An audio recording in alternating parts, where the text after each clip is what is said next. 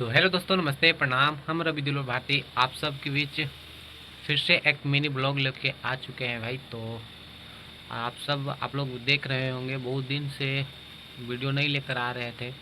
कुछ रीज़न था, मेरा तबीयत भी ख़राब हो गया था, तो नहीं लेकर आ रहे थे वीडियो। तो आप लोग से क्षमा चाहते हैं भाई, हमको भी अफसोस है।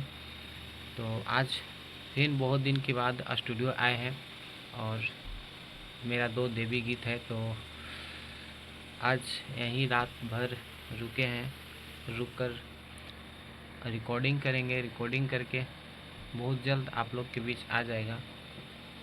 तो आप लोग उस गाना को ज़रूर प्यार आशीर्वाद दीजिएगा। आप लोग से निवेदन है, इस गाने को ज़रूर सुनिएगा। तो आप लोग के बीच बहुत ही जल्द आ जाएगा। तो मिलते हैं अगला वीडियो में। Bye bye bye.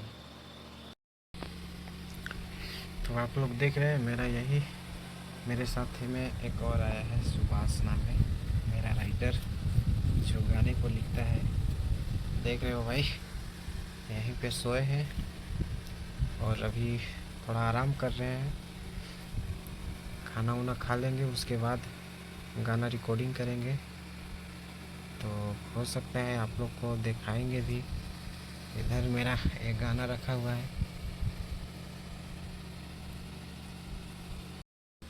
यहाँ हारमोनिया है रियाज़ करने के लिए। देख सकते हो सेटअप कैसे लगाया हुआ है।